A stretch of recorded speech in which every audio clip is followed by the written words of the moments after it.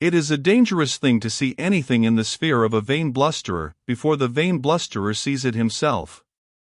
Mr. Bounderby felt that Mrs. Sparsit had audaciously anticipated him, and presumed to be wiser than he.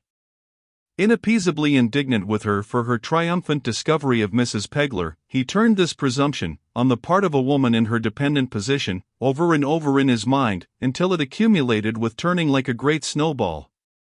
At last he made the discovery that to discharge this highly connected female, to have it in his power to say, she was a woman of family, and wanted to stick to me, but I wouldn't have it, and got rid of her, would be to get the utmost possible amount of crowning glory out of the connection, and at the same time to punish Mrs. Sparsit according to her deserts.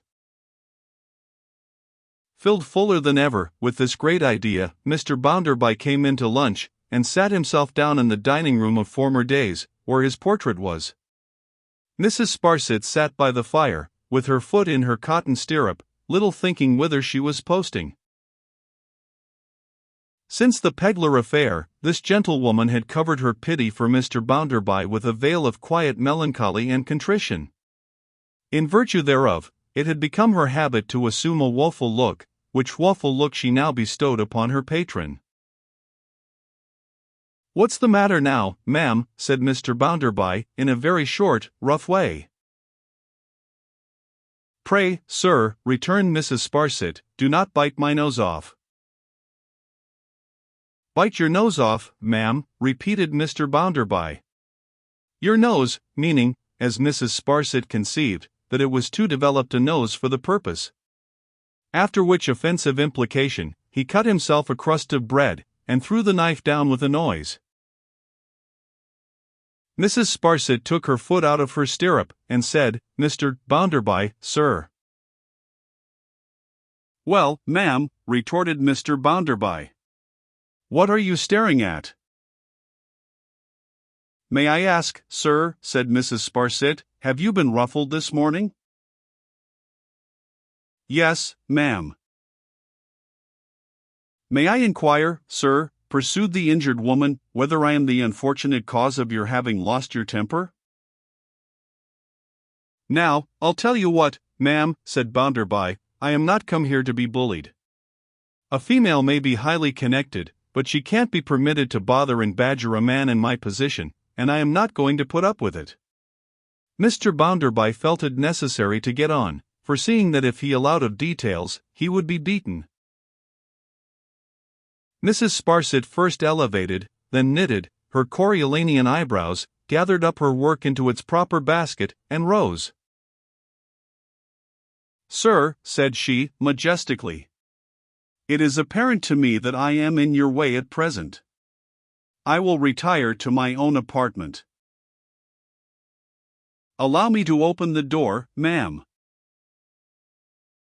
"Thank you, sir, I can do it for myself." "You had better allow me, ma'am," said Bounderby, passing her, and getting his hand upon the lock, "because I can take the opportunity of saying a word to you, before you go. Mrs. Sparsit, ma'am, I rather think you are cramped here, do you know? It appears to me, that, under my humble roof, there's hardly opening enough for a lady of your genius in other people's affairs." Mrs. Sparsit gave him a look of the darkest scorn, and said with great politeness, "Really, sir?" "I have been thinking it over, you see, since the late affairs have happened, ma'am," said Bounderby, "and it appears to my poor judgment." "Oh!" "Pray, sir," Mrs. Sparsit interposed, with sprightly cheerfulness, "don't disparage your judgment. Everybody knows how unerring Mr. Bounderby's judgment is. Everybody has had proofs of it. It must be the theme of general conversation. Disparage anything in yourself but your judgment, sir," said Mrs. Sparsit, laughing. Mr. Bounderby, very red and uncomfortable, resumed.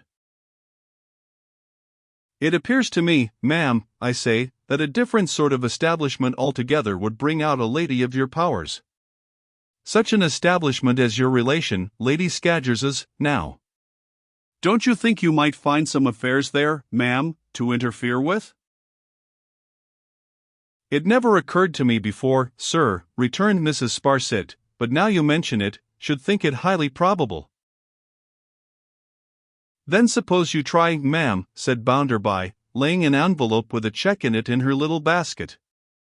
You can take your own time for going, ma'am, but perhaps in the meanwhile it will be more agreeable to a lady of your powers of mind to eat her meals by herself, and not to be intruded upon. I really ought to apologize to you, being only Josiah Bounderby of Coketown, for having stood in your light so long. Pray don't name it, sir, returned Mrs. Sparsit.